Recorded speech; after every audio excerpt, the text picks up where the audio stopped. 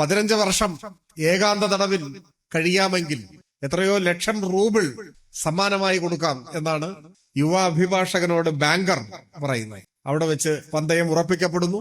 അപ്പോൾ തന്നെ ബാങ്കർ ഒരുക്കി കൊടുക്കുന്ന ഇടത്ത് ഏകാന്ത തടവ് ആരംഭിക്കുന്നു. യുവ അഭിഭാഷകന്റെ ഏകാന്ത തടവ്.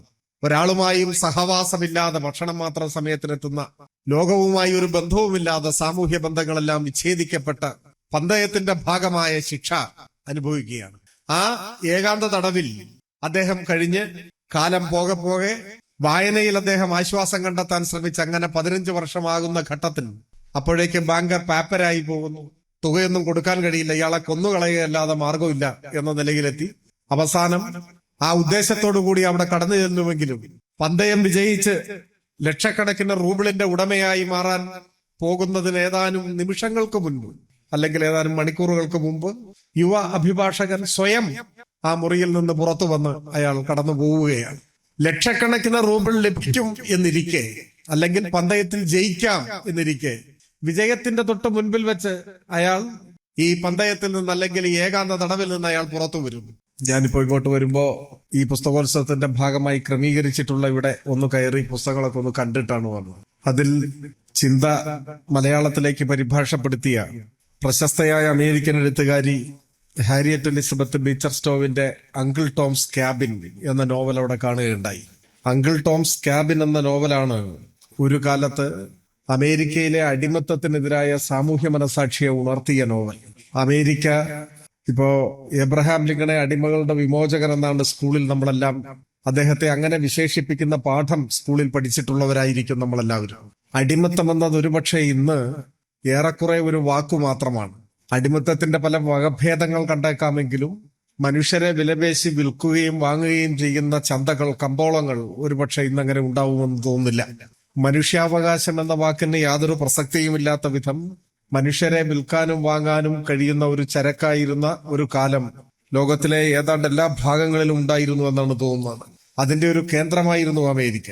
അമേരിക്കയിലെ അടിമത്തം എന്നതൊരു സാധാരണ സംഭവമായിട്ടാണ് എല്ലാവരും കണ്ടത്. എന്നാൽ 1850 അങ്കിൾ ടോംസ് ക്യാബിൻ എന്ന ഈ നോവൽ പുറത്തിറങ്ങിയതിന് ശേഷമാണ് കഴിഞ്ഞ ദിവസം വരെ ഒരു സ്വാഭാവികമായ കാര്യം എന്ന പോലെ അമേരിക്കൻ സമൂഹം കണ്ട അടിമത്തത്തിന്റെ ഹൃദയശൂന്യത, അതിന്റെ മനുഷ്യത്വരാഹിത്യം, അത് തുടച്ചു നീക്കേണ്ടതാണ് എന്ന ബോധം ഒക്കെ അമേരിക്കൻ സമൂഹത്തിൽ ഒരു പ്രസ്ഥാനം എന്ന പോലെ ഉയർന്നു വരാൻ ഇടയാക്കിയത് ഈ കൃതിയാണ് എന്ന് പലരും ചൂണ്ടിക്കാണിച്ചിട്ടുണ്ട്. നോവൽ പുറത്തിറങ്ങി 10-15 വർഷമാകുമ്പോഴേക്ക് അമേരിക്കയിൽ നിയമം മൂലം അടിമത്തം നിരോധിക്കപ്പെടുന്നുണ്ട്.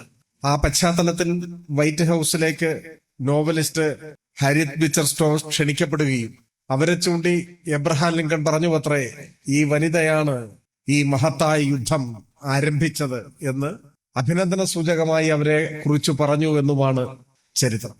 അപ്പോ ആധുനിക അമേരിക്കയുടെ ചരിത്രത്തിലെ സുപ്രധാനമായ ഒരു മുന്നേറ്റത്തിന്റെ തുടക്കം കുറിച്ചത്, അല്ലെങ്കിൽ അതിന് കാരണമായി ഭവിച്ചത് ഈ ഒരു നോവലാണ്.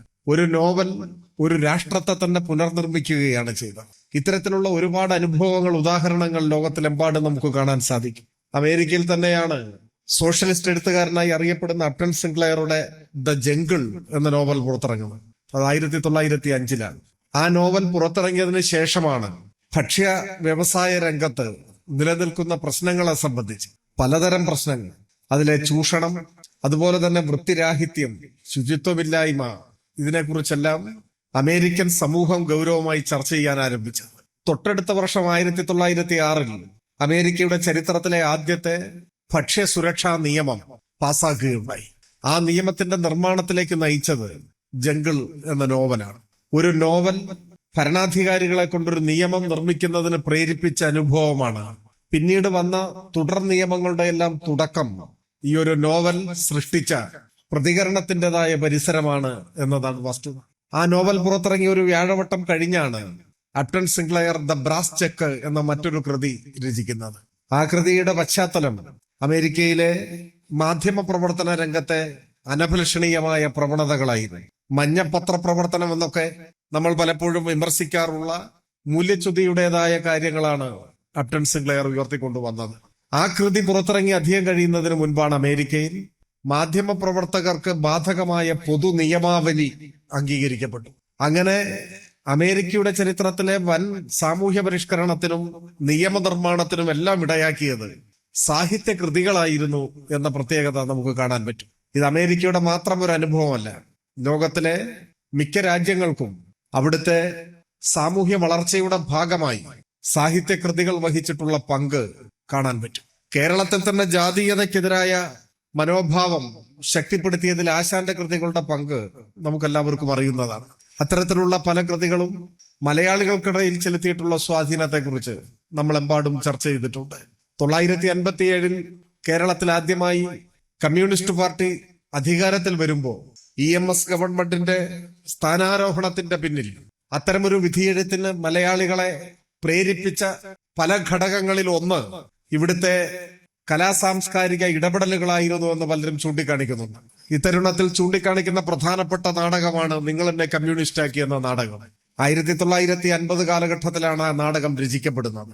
നമുക്കെല്ലാവർക്കും അറിയുന്നത് പോലെ തോപ്പിൽ ഭാസി നിങ്ങൾ എന്നെ കമ്മ്യൂണിസ്റ്റ് എന്ന നാടകം രചിക്കുന്നത് രാജ്യമെമ്പാടും പ്രത്യേകിച്ച് കേരളത്തിൽ നിഷ്ഠൂരമായ കമ്മ്യൂണിസ്റ്റ് വേട്ട നടക്കുന്ന ഒരു ഘട്ടത്തിലാണ്. സ്വാതന്ത്ര്യാനന്തര ഇന്ത്യ സമാനതകളില്ലാത്ത കമ്മ്യൂണിസ്റ്റ് കുരുതികൾക്കാണ് സാക്ഷ്യം വഹിച്ചത്. 950 ജനുവരി 26 നമ്മുടെ രാജ്യം റിപ്പബ്ലിക്കായി മാറി. 15 ദിവസം തികഞ്ഞപ്പോഴാണ് സേലം ജയിൽ വെടിവയ്പുണ്ടാവുന്നത്. 950 ഫെബ്രുവരി 11 സേലം സെൻട്രൽ ജയിലിന്റെ അനക്സിൽ 22 പേരെയാണ് വെടിവെച്ച് കൊന്നത്. അതിലധികവും നമ്മുടെ നാട്ടുകാരായിരുന്നു, വടക്കേ മലബാറുകാരായിരുന്നു. മിനി ജാലിയൻ വാലാബാഗ് എന്ന് വിശേഷിപ്പിക്കപ്പെടുന്ന സ്വാതന്ത്ര്യലബ്ധിക്ക് ശേഷം സമാനമായ ഒരു അനുഭവവും ഇന്ത്യ ചരിത്രത്തിൽ ചൂണ്ടിക്കാണിക്കാനില്ല. ജയിലിൽ കർഷക സമരങ്ങൾക്ക് നേതൃത്വം കൊടുത്തതിന്റെ പേരിൽ സമരസേനാനികളായിട്ടുള്ളവർ, അതിലധികം പേരും സ്വാതന്ത്ര്യ സമര സേനാനികൾ കൂടിയാണ്, അവരെ അറസ്റ്റ് ചെയ്ത് ജയിലിലടച്ച് ആ ജയിലിൽ വെച്ച് വെടിവെച്ച് കൊന്നുകളയുകയാണ് ചെയ്തത്. 22 മനുഷ്യർ കൊല്ലപ്പെട്ടു. അതിന്റെ തൊട്ടു മുൻപാണ് ഒഞ്ചിയത്ത് വെടിവയ്പ് ഉണ്ടാകുന്നത്. ഒഞ്ചിയം വെടിവയ്പിൽ 8 പേർ കൊല്ലപ്പെട്ടു. പോലീസ് അതിക്രമത്തിൽ 2 പേർ കൊല്ലപ്പെട്ടത് കൂടി ചേർത്താൽ 10 പേരാണ് 948 ഏപ്രിലിൽ ഒഞ്ചിയത്ത് കൊല്ലപ്പെട്ടത്. പാടിക്കുന്നും രക്തസാക്ഷിത്വം ഇതെല്ലാം ആ ഒരു കാലഘട്ടത്തിലാണ്. തെക്ക് ശൂരനാടാണ്. ശൂരനാടും 10 പേർക്കാണ് ജീവൻ നഷ്ടപ്പെട്ടത്. അതിൽ പലരുടെയും മൃതശരീരം പോലും പിന്നീട് കണ്ടുകിട്ടിയിട്ടില്ല.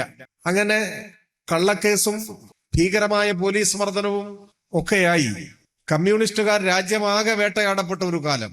അങ്ങനെ ഒരു കാലത്ത് ശൂരനാട് കേസിൽ പ്രതി ചേർക്കപ്പെട്ട് ഒളിവിൽ കഴിയുമ്പോഴാണ്, ഒളിവിലിരുന്നു കൊണ്ടാണ് തോപ്പിൽ ഭാസി നിങ്ങൾ എന്നെ കമ്മ്യൂണിസ്റ്റ് എന്ന നാടകം രചിക്കുന്നത്. ആ നാടകം തനിക്ക് ചുറ്റും സഹപ്രവർത്തകർ കൊല്ലപ്പെടുന്ന ഒരു സന്ദർഭത്തിൽ രചിക്കപ്പെട്ട നാടകമാണ്. 952 ആ നാടകം ആദ്യമായി രംഗത്ത് അവതരിപ്പിച്ചു. ആ നാടകത്തെയും ഭരണകൂടം നിരോധിച്ചു. നടീനടന്മാരെ ഉൾപ്പെടെ അറസ്റ്റ് ചെയ്ത അനുഭവങ്ങളെല്ലാം ഉണ്ട്. പക്ഷേ നിങ്ങൾ എന്നെ കമ്മ്യൂണിസ്റ്റ് എന്ന നാടകം രംഗത്ത് അവതരിപ്പിച്ച് 5 കൊല്ലമാകുമ്പോഴേക്ക് കേരളത്തിൽ കമ്മ്യൂണിസ്റ്റ് പാർട്ടി അധികാരത്തിൽ വന്നു. കേരളത്തിലെ ഉത്സവ പറമ്പുകളിൽ ഈ നാടകം ഒരു മികച്ച രാഷ്ട്രീയ വിദ്യാഭ്യാസമായി മാറി. ആയിരക്കണക്കിന് മനുഷ്യരുടെ ഇടയിൽ അവരുടെ രാഷ്ട്രീയ പക്ഷം തിരിച്ചറിയുന്നതിനും അവരിൽ പുരോഗമനോന്മുഖമായ കാഴ്ചപ്പാട് വളർത്തിക്കൊണ്ടുവരുന്നതിനും അവരെ ഇടതുപക്ഷ രാഷ്ട്രീയത്തിന്റെ കൊടിക്കീഴിലേക്ക് കൊണ്ടുവരുന്നതിനും ആ നാടകം വഹിച്ച പങ്ക് കേരളത്തിലെ ആദ്യത്തെ കമ്മ്യൂണിസ്റ്റ് ഗവൺമെന്റിന്റെ അധികാരലബ്ധിയുടെ പശ്ചാത്തലത്തിൽ നടത്തിയ എല്ലാ പഠനങ്ങളും ചൂണ്ടിക്കാണിച്ചിട്ടുണ്ട്. അങ്ങനെ സാഹിത്യകൃതികളും കലാരൂപങ്ങളും മനുഷ്യരിൽ സമൂഹത്തിൽ ചെലുത്തിയിട്ടുള്ള സ്വാധീനത്തെക്കുറിച്ച് ഒരുപാട് അനുഭവങ്ങൾ ലോകത്തിലെ എല്ലാ മനുഷ്യർക്കും പറയാനുണ്ടാവും. എല്ലാ നാടിന്റെയും ചരിത്രത്തിൽ ഇത്തരത്തിലുള്ള അനുഭവങ്ങൾ ധാരാളമായി നമുക്ക് കാണാൻ കഴിയും. ഇപ്പോഴും നമ്മുടെ സമൂഹത്തിൽ ലോകമാകെയും ഉണ്ടാവുന്ന സംഭവങ്ങളോട്, ആ സംഭവങ്ങളെ അതിന്റെ ശരിയായ ആഴത്തിൽ നമ്മെ ഉൾക്കൊള്ളാൻ പ്രേരിപ്പിക്കുന്നത് പലപ്പോഴും അത് സംബന്ധിച്ച് വരുന്ന എഴുത്തുകൾ, കൃതികൾ ഒക്കെയാണ്. ഇപ്പൊ നമുക്കറിയാം, 10,000-കണക്കിന് മനുഷ്യരെ നിഷ്ഠൂരമായി കൊന്നതിന് ശേഷം താൽക്കാലികമായാണെങ്കിലും ഒരു സമാധാന അന്തരീക്ഷം ഗാസയിൽ ഉണ്ടായി എന്നാണ് നമ്മൾ മനസ്സിലാക്കുന്നത്. പക്ഷെ കഴിഞ്ഞ ദിവസത്തോടെ വീണ്ടും മനുഷ്യർ കൊല്ലപ്പെട്ടു. പലപ്പോഴും അതങ്ങനെയാണ്. വെടിനിർത്തൽ ഔപചാരികമായി നിലവിൽ വരുമ്പോഴും അത് സത്യത്തിൽ സമാധാന അന്തരീക്ഷത്തിലേക്ക് എത്തുന്നതിന് പിന്നെയും കാലമെടുക്കുമെന്നാണ് പലപ്പോഴും ചരിത്രം നമ്മെ പഠിപ്പിക്കുന്നത്. അപ്പൊ ഒടുവിലത്തെ വെടിയൊച്ചകൾ നിലച്ചിട്ട് അധിക സമയമായിട്ടില്ല ഗാസയിൽ. ഇനിയും എത്ര ജീവൻ കൂടി പൊലിഞ്ഞാലാണ് ശാശ്വതമായ സമാധാനം ഉണ്ടാവുക എന്ന് പറയാനുമാവില്ല. ആ മനുഷ്യക്കുരുതിയെ ലോകത്തിന്റെ പല ഭാഗങ്ങളിലുമുള്ള മനുഷ്യർ അതിന്റെ ആഴത്തിൽ തിരിച്ചറിഞ്ഞത് പല ഭാഷകളിലായി പിറവികൊണ്ട കവിതകളും കഥകളും ഒക്കെ വായിച്ചുകൊണ്ടുകൂടിയാണ്. ഈ കഴിഞ്ഞ ഓണക്കാലത്ത് മാതൃഭൂമി ഓണപ്പതിപ്പിൽ ശ്രേഷ്ഠനായ കഥാകാരൻ ടി പത്മനാഭന്റെ ഒരു കഥ പ്രസിദ്ധീകരിച്ചു വരികയുണ്ടായി. നിങ്ങളിലും പലരും അത് വായിച്ചിട്ടുണ്ടാവുമെന്നാണ് ഞാൻ പ്രതീക്ഷിക്കുന്നത്. അദ്ദേഹത്തിന്റെ പതിവ് കഥകൾ പോലെ ദൈർഘ്യം കുറഞ്ഞ ഒരു കഥയാണ്, ഒരു ചെറിയ കഥ. കഥാസാരം: ഒരു സാഹിത്യ സമ്മേളനത്തിലേക്ക് കഥാനായകനെ പ്രസംഗിക്കാൻ ക്ഷണിക്കപ്പെടുകയാണ്. അദ്ദേഹം ക്ഷണിക്കപ്പെടുകയാണ്. പ്രസംഗിക്കാൻ നിശ്ചയിക്കപ്പെട്ട വിഷയം പുതുകാല സാഹിത്യത്തിൽ നിർമ്മിത ബുദ്ധി കൊണ്ടുള്ള ഉപയോഗം എന്നാണ്. ഒരു ആധുനിക വിഷയമാണ് എന്ന് വേണമെങ്കിൽ പറയാം. പക്ഷെ എന്താണ് പ്രസംഗിക്കേണ്ടതിനെ കുറിച്ച് ഒരു രൂപം കഥാനായകനില്ല. പക്ഷെ അദ്ദേഹത്തെ പ്രസംഗിക്കാൻ ക്ഷണിച്ചു കഴിഞ്ഞു. എന്ത് പ്രസംഗിക്കണമെന്നറിയാതെ ജീവിതത്തിൽ ആദ്യമായി പ്രസംഗിക്കാൻ മൈക്കിന്റെ മുൻപിൽ നിൽക്കുന്ന ഒരു സ്കൂൾ കുട്ടിയെ പോലെ വിറയാർന്ന കാലുകളുമായി വിയർത്ത് അദ്ദേഹം പ്രസംഗപീഠത്തിന്റെ സമീപത്തേക്ക് നടന്നു വന്ന് നിശബ്ദനായി നിൽക്കുന്നു. തെല്ലിട മൗനത്തിന് ശേഷം പ്രസംഗിച്ചു തുടങ്ങുമ്പോൾ ആദ്യം പറയുന്ന വാചകം കുട്ടികൾ നിലവിളിക്കുകയാണ് എന്നതാണ്. കുട്ടികൾ നിലവിളിക്കുകയാണ്. എനിക്കത് കേൾക്കാൻ കഴിയുന്നുണ്ട്. ശ്രദ്ധിച്ചാൽ നിങ്ങൾക്കും കേൾക്കാൻ കഴിയും. അവർ വല്ലതും കഴിച്ചിട്ട് ദിവസങ്ങളായി. അവരുടെ അച്ഛനമ്മമാർ മരിച്ചു. കൊന്നതാണ്. ആരാണ് കൊന്നതെന്നത് പോകട്ടെ, കൊന്നതാണ്. ഞാനിപ്പോൾ നിൽക്കുന്നത് ഗസയിലാണ്. അതാണ് അടുത്ത വാചകം. ഇടിഞ്ഞു പൊളിഞ്ഞു വീണ കെട്ടിടാവശിഷ്ടങ്ങൾക്കിടയിൽ നിന്നും ആകാശത്തേക്ക് കൈകൾ ഉയർത്തിയ കുട്ടികൾ നിൽക്കുന്നു. വിമാനത്തിൽ നിന്നും താഴേക്കിടുന്ന ഭക്ഷണപ്പൊതികൾ പ്രതീക്ഷിച്ച്. അപ്പോ ദിവസങ്ങളായി പട്ടിണി കിടക്കാത്ത കുട്ടികളെ കുറിച്ചാണ്. ഒരു വിമാനത്തിന്റെ ഇരമ്പൽ കേൾക്കാം. അവർ ഒന്നുകൂടി കൈകൾ ആകാശത്തേക്ക് ഉയർത്തി. പക്ഷെ ഭക്ഷണപ്പൊതികൾക്ക് പകരം ബോംബും മിസൈലുമാണ് പതിച്ചത്. അങ്ങനെ പോകുന്നു ആ കഥ. അദ്ദേഹത്തിന് ഇപ്പോ 96 വയസ്സോ മറ്റോ പ്രായമായി. ശ്രീ ടി പത്മനാഭൻ ഈ പ്രായത്തിൽ അദ്ദേഹം എഴുതുന്ന ഒരു കഥയിൽ സാഹിത്യ സമ്മേളനത്തിൽ പുതുകാല സാഹിത്യത്തിൽ നിർമ്മിത ബുദ്ധി കൊണ്ടുള്ള ഉപയോഗം എന്ന വിഷയത്തെക്കുറിച്ചുള്ള പ്രസംഗമാണെങ്കിലും അഥവാ ഏത് വിഷയത്തെക്കുറിച്ചുള്ള പ്രസംഗമാണെങ്കിലും പ്രസംഗിക്കാൻ മൈക്കിന്റെ മുൻപിൽ നിൽക്കുന്ന ഒരാൾ ഈ കാലത്ത് ഗസയിൽ കൊല്ലപ്പെടുന്ന കുഞ്ഞുങ്ങളെ കുറിച്ച് പറയാതെ മറ്റൊന്നും സംസാരിക്കാനാവില്ല എന്ന സന്ദേശം ആ കഥ പകർന്നു നൽകുന്നുണ്ട്. ആ കഥ അത്തരത്തിലുള്ള പല ചിന്തകളിലേക്കും മനുഷ്യരെ നയിച്ചിട്ടുണ്ട്. ഇങ്ങനെയുള്ള ഒരുപാട് കഥകൾ ലോകത്തിന്റെ പല ഭാഗത്തും ഈ ഘട്ടത്തിൽ രചിക്കപ്പെട്ടു. അതിലേറെ കവിതകൾ രചിക്കപ്പെട്ടു. ഇസ്രായേലിന്റെ മനുഷ്യത്വരഹിതമായ നിഷ്ഠൂരതയെ, കൂട്ടക്കൊലയെ, അതിന്റെ ആഴത്തിൽ ആ മുറിവുകളെ തിരിച്ചറിയാൻ മനുഷ്യരെ പ്രേരിപ്പിച്ചത് ഇത്തരത്തിലുള്ള സാഹിത്യ സൃഷ്ടികൾ കൂടിയാണ് നാം കാണേണ്ടതുണ്ട്. എല്ലാ കാലത്തും അങ്ങനെയാണ്. നമുക്ക് ചുറ്റും ഉള്ള പലതിനെയും അതിന്റെ ശരിയായ ഗൗരവത്തോടെ നമ്മുടെ മനസ്സിലേക്ക് കൊണ്ടുവരിക പലപ്പോഴും ഇത്തരത്തിലുള്ള സാഹിത്യ കൃതികൾ കൂടിയാണ്. വായന അങ്ങനെയാണ്. പുതിയ ലോകങ്ങളെ നമുക്ക് പരിചയപ്പെടുത്തി തരിക, പുതിയ ലോകങ്ങളിലേക്ക് നമ്മെ നയിക്കുകയും ചെയ്യുക. അതുകൊണ്ടാണ് വായന സമൂഹത്തെയും മനുഷ്യരെയും കാര്യമായി സ്വാധീനിക്കുക മാത്രമല്ല, അവരുടെ ചിന്താഗതികളെ സ്വാധീനിക്കുക മാത്രമല്ല, അവരുടെ ചിന്തയുടെ ഗതിയെ ചിലപ്പോ നിർണയിക്കുക തന്നെ ചെയ്യും എന്ന് പറയാറുള്ളത്. ഒരു പുസ്തകം ഒരാൾക്ക് അയാളായി തന്നെ വായിച്ച് അവസാനിപ്പിക്കാനാവില്ല എന്ന് പറയാറുണ്ട്. എന്ന് വെച്ചാൽ ഒരു പുസ്തകം വായിച്ചുകൊണ്ടിരിക്കുമ്പോഴേ നമ്മിൽ മാറ്റങ്ങൾ ഉണ്ടാകും. പുസ്തകം വായിച്ചു തുടങ്ങുമ്പോഴുള്ള ആളാവില്ല, പുസ്തകം വായിച്ച് അവസാനിപ്പിക്കുമ്പോഴുള്ള ആൾ. അപ്പോഴേക്കും ആ ആളുടെ കാഴ്ചപ്പാടുകൾ, മനോഭാവങ്ങൾ, ചിന്താഗതികൾ, സമീപനങ്ങൾ, സ്വഭാവം ഒക്കെ മാറ്റം വന്നിട്ടുണ്ടാവും. നമ്മൾ അതിനെ നവീകരിക്കപ്പെടുക എന്നൊക്കെ പറയും. ഒരു കൃതി എല്ലാവരും ഒരുപോലെയും ആവില്ല വായിക്കുക. ഒരു നോവൽ 100 പേർ വായിക്കുമ്പോൾ അത് 100 നോവലുകളായി രൂപപ്പെടും. അത് 100 വിധത്തിൽ നമ്മെ സ്വാധീനിക്കും. ഒരു പുസ്തകം 2 പേർക്ക് വായിക്കാനാവില്ല എന്ന് പറയും. കാരണം ഒരാൾ വായിച്ച പുസ്തകമല്ല അതേ പുസ്തകം തന്നെ വായിക്കാൻ കയ്യിലെടുക്കുന്ന മറ്റൊരാൾ വായിക്കും. അങ്ങനെയെല്ലാം വായനയുടെ ബഹുതലങ്ങൾ, പല മാനങ്ങൾ വായനയിൽ സാധ്യമായി വരും. പുസ്തക വായനയിൽ സാധ്യമായി വരും. അതിന്റെ ഉദാഹരണങ്ങളിലേക്ക് കടന്നാൽ ഒരുപാട് നമുക്ക് ഉദാഹരണങ്ങൾ നമ്മുടെ ചുറ്റുപാടുകളിൽ നിന്ന് കണ്ടെത്താനും സാധിക്കും. ഞാൻ കൂടുതൽ ദീർഘിപ്പിക്കണമെന്ന് ആഗ്രഹിക്കുന്നില്ല. വായന എങ്ങനെ മനുഷ്യനെ സ്വാധീനിക്കുന്നു, എങ്ങനെ മനുഷ്യനെ പുതുക്കി പണിയുന്നു എന്നതിന്റെ ഏറ്റവും നല്ല ഉദാഹരണം ഒരുപക്ഷെ ആന്റൺ ചെക്കോവിന്റെ ദ ബെറ്റ് എന്ന കഥയായിരിക്കാം. പന്തയം എന്ന പേരിൽ മലയാളത്തിൽ പ്രസിദ്ധീകരിക്കപ്പെട്ട കഥയാണ്. അതും നിങ്ങളിൽ പലരും വായിച്ചിട്ടുണ്ടാവും. ആ കഥയിലും ഒരു ബാങ്കറും ഒരു യുവ അഭിഭാഷകനും തമ്മിൽ തർക്കത്തിൽ ഏർപ്പെടുന്നത്, ഒരു പാർട്ടിയിൽ വെച്ച് തർക്കത്തിൽ ഏർപ്പെടുന്നത് ഏത് ശിക്ഷയാണ് കൂടുതൽ കഠോരം എന്നതാണ്. വധശിക്ഷയാണോ അതോ ജീവപര്യന്തം തടവാണോ, ഏകാന്ത തടവാണോ, ഏതാണ് അസഹ്യമായ ശിക്ഷ? ആ തർക്കത്തിൽ 2 പക്ഷങ്ങളായി അവിടെ ഒത്തുകൂടിയവർ വിഭജിക്കപ്പെടുന്നുണ്ട്. വധശിക്ഷ എന്നാൽ അതോടുകൂടി എല്ലാം അവസാനിക്കും. പക്ഷെ ഏകാന്ത തടവെന്ന് പറഞ്ഞാൽ ആയുഷ്കാലം മുഴുവൻ ആ ശിക്ഷ അനുഭവിച്ച് കൂടുതൽ അസഹ്യമായി മാറുക അതാണ് എന്ന പക്ഷമാണ് ബാങ്കറുടേത്. എന്നാൽ അഭിഭാഷകൻ അതിന് നേരെ തിരിച്ചാണ്. ഏകാന്ത തടവാണെങ്കിലും ജീവൻ കിട്ടുമല്ലോ എന്ന നിലപാട് അദ്ദേഹം സ്വീകരിക്കും. തർക്കമുറുകിയാണ് കഥയിൽ പന്തയത്തിലേക്ക് എത്തുന്നത്. 15 വർഷം ഏകാന്ത തടവിൽ കഴിയാമെങ്കിൽ എത്രയോ ലക്ഷം റൂബിൾ സമ്മാനമായി കൊടുക്കാം എന്നാണ് യുവ അഭിഭാഷകനോട് ബാങ്കർ പറയുന്നത്. അവിടെ വെച്ച് പന്തയം ഉറപ്പിക്കപ്പെടുന്നു. അപ്പോൾ തന്നെ ബാങ്കർ ഒരുക്കി കൊടുക്കുന്ന ഇടത്ത് ഏകാന്ത തടവ് ആരംഭിക്കുന്നു. യുവ അഭിഭാഷകന്റെ ഏകാന്ത തടവ്. ഒരാളുമായും സഹവാസമില്ലാതെ ഭക്ഷണം മാത്രം സമയത്തിനെത്തുന്ന, ലോകവുമായി ഒരു ബന്ധവുമില്ലാതെ സാമൂഹ്യ ബന്ധങ്ങളെല്ലാം വിച്ഛേദിക്കപ്പെട്ട പന്തയത്തിന്റെ ഭാഗമായ ശിക്ഷ അനുഭവിക്കുകയാണ്. ആ ഏകാന്ത തടവിൽ അദ്ദേഹം കഴിഞ്ഞ് കാലം പോകെ പോകെ വായനയിൽ അദ്ദേഹം ആശ്വാസം കണ്ടെത്താൻ ശ്രമിച്ച് അങ്ങനെ 15 വർഷമാകുന്ന ഘട്ടത്തിൽ അപ്പോഴേക്കും ബാങ്കർ പാപ്പരായി പോകുന്നു. തുകയൊന്നും കൊടുക്കാൻ കഴിയില്ല, ഇയാളെ കൊന്നുകളയുകയല്ലാതെ മാർഗമില്ല എന്ന നിലയിലെത്തി.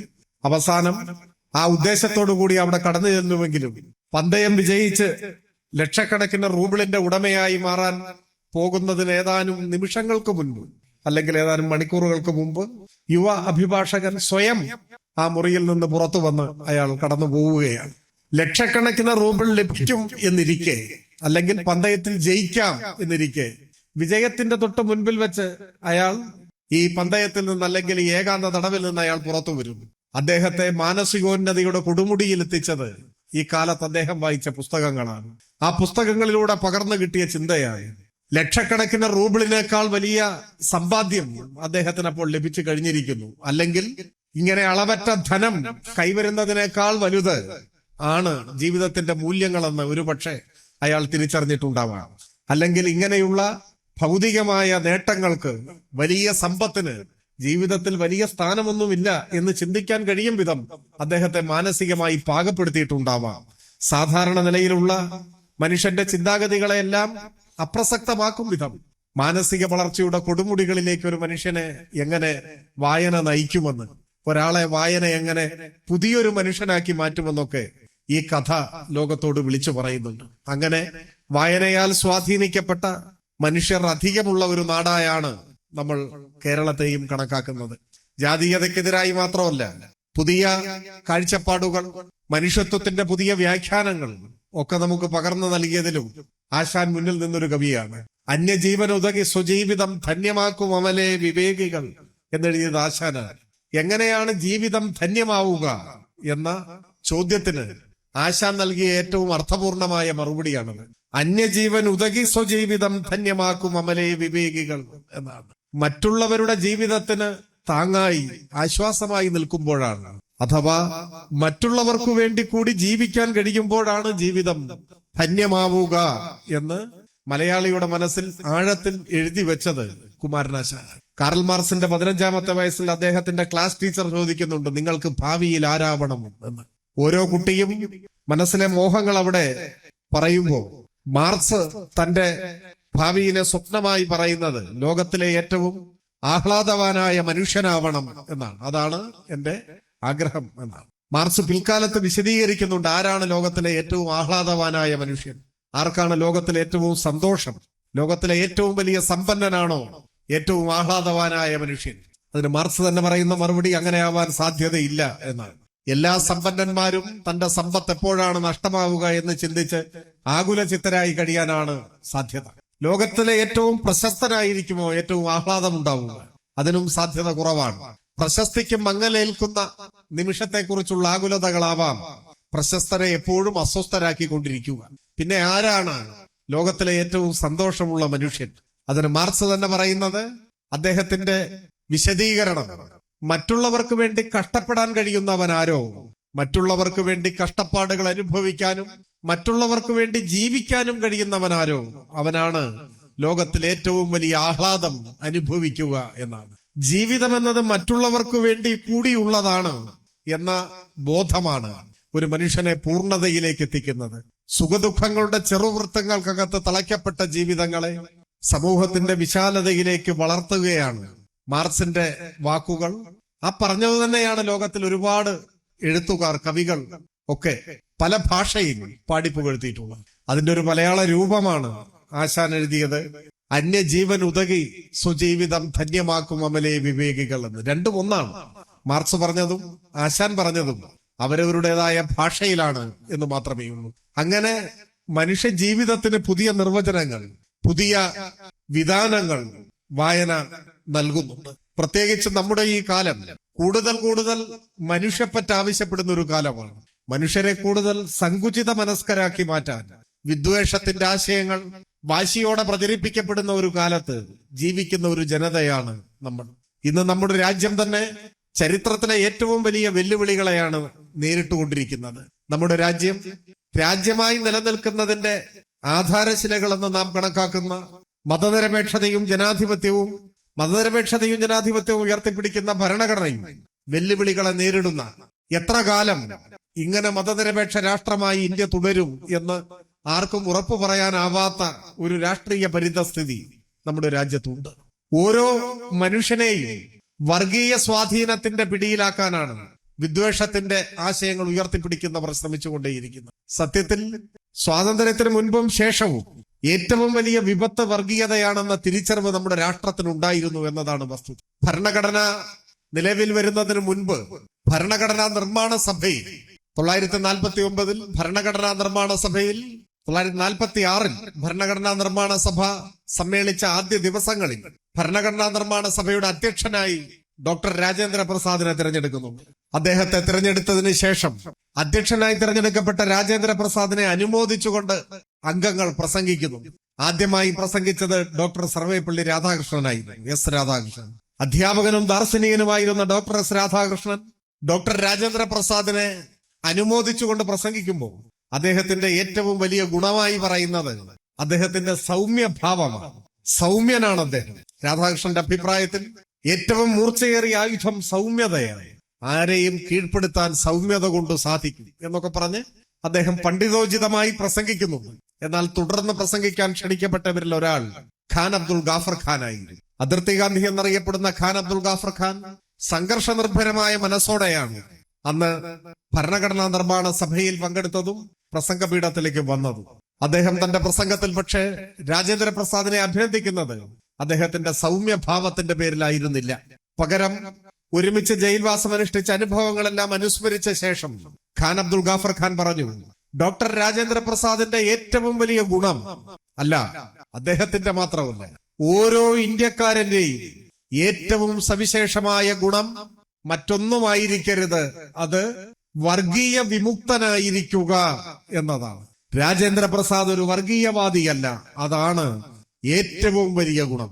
അത് ഭരണഘടനാ നിർമ്മാണ സഭയുടെ അധ്യക്ഷനുണ്ടാവേണ്ട ഗുണം മാത്രമല്ല, ഓരോ ഇന്ത്യക്കാരനും ഉണ്ടാവേണ്ട ഗുണമാണ് എന്ന് ഖാൻ അബ്ദുൾ ഗാഫർ ഖാൻ പറയുന്നുണ്ട്. ഭരണഘടനാ നിർമ്മാണ സഭയിലെ ചർച്ചകൾ നടക്കുന്ന ഘട്ടത്തിൽ തന്നെ വർഗീയവാദിയാവുക എന്നതാണ് ഏറ്റവും വലിയ ദുരന്തമെന്നും അപകടമെന്നും, വർഗീയ വിമുക്തനായിരിക്കുക, ഒരു വർഗീയവാദിയാകാതിരിക്കുക എന്നതാണ് ഇന്ത്യയിലെ ഓരോ മനുഷ്യന്റെയും ഏറ്റവും പ്രധാനപ്പെട്ട ഗുണം എന്നും ഈ നാടിന്റെ നേതൃത്വം, ഭരണഘടനാ നിർമ്മാണ സഭ ഒക്കെ തിരിച്ചറിഞ്ഞിരുന്നു എന്നതാണ് യാഥാർത്ഥ്യം. ആ തിരിച്ചറിവാണ് ഇന്ത്യൻ ഭരണഘടനയിലും പ്രതിഫലിച്ചത്. പക്ഷെ ആ ഇന്ത്യയിലാണ് ഇന്ന് ഭരണഘടനയും ഭരണഘടന ഉയർത്തിപ്പിടിക്കുന്ന മൂല്യങ്ങളും വലിയ ഭീഷണിയെ നേരിടുന്നത്. 2024 പാർലമെന്റ് തെരഞ്ഞെടുപ്പിൽ സംഘപരിവാർ പ്രതീക്ഷിച്ച വിജയമാണ് ലഭിച്ചിരുന്നതെങ്കിൽ ഇതിനോടകം ഇപ്പോഴത്തെ ഭരണഘടന അപ്രസക്തമാകുമായിരുന്നു.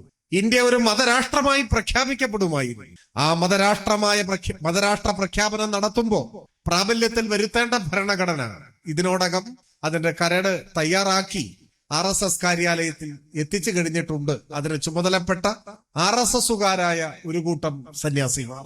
അപ്പോ മനുസ്മൃതിയെ അടിസ്ഥാനമാക്കിയുള്ള മതരാഷ്ട്രത്തിന്റെ ഭരണഘടന വരെ തയ്യാറാക്കി കാത്തിരിക്കുകയാണ് മതരാഷ്ട്ര പ്രഖ്യാപനത്തിനായി.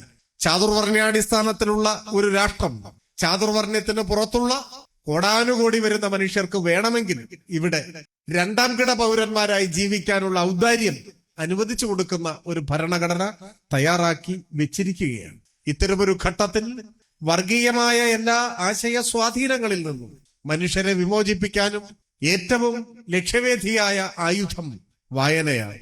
വായനയുടെ മഹാലോകങ്ങളിലേക്ക് മനുഷ്യരെ ആനയിക്കാൻ കഴിയുമ്പോഴാണ് വർഗീയതയുൾപ്പെടെയുള്ള എല്ലാ സങ്കുചിതത്വങ്ങളുടെയും മതിൽക്കെട്ടുകളെ തകർക്കാൻ സാധിക്കും. വർഗീയവാദികൾ, ഇത്തരത്തിലുള്ള വിനാശകരമായ നിലപാടുകൾ സ്വീകരിക്കുന്നവർ അതുകൊണ്ട് തന്നെ പുസ്തകങ്ങളെയും വായനയെയും ഭയപ്പെടുക തന്നെ ചെയ്യും. ചരിത്രത്തിൽ എല്ലായ്പ്പോഴും അങ്ങനെ ഭയപ്പെട്ടിട്ടുണ്ട്.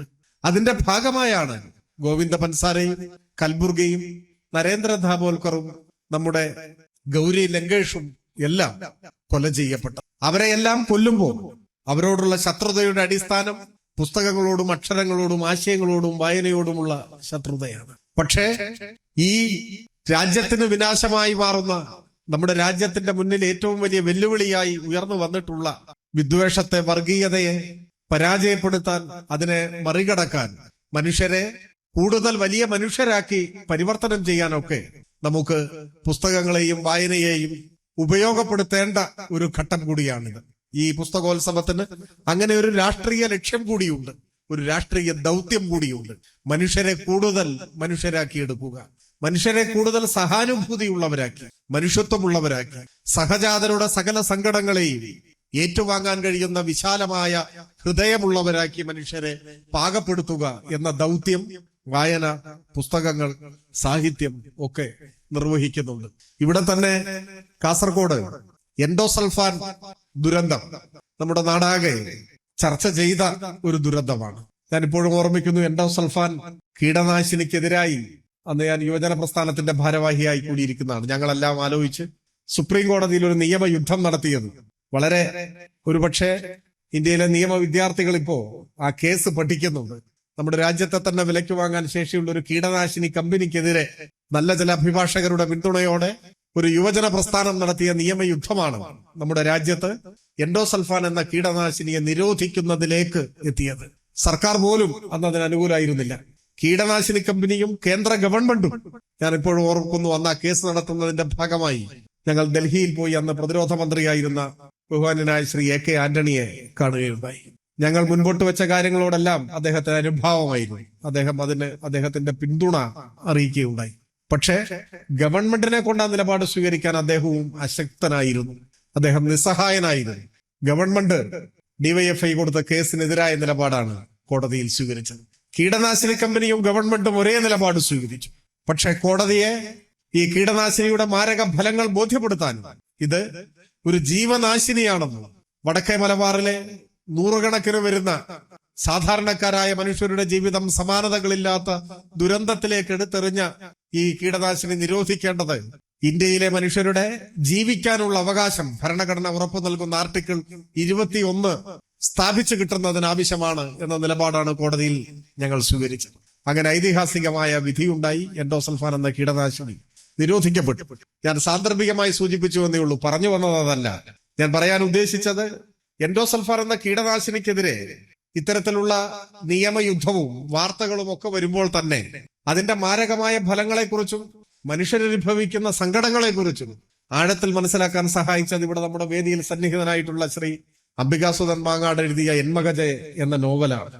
ആ നോവലിലൂടെയാണ് കേരളത്തിൽ നല്ലൊരു പങ്കാളുകൾ എൻഡോസൾഫാൻ എന്ന ദുരന്തത്തിന്റെ ആഴത്തെ സ്പർശിച്ചത്.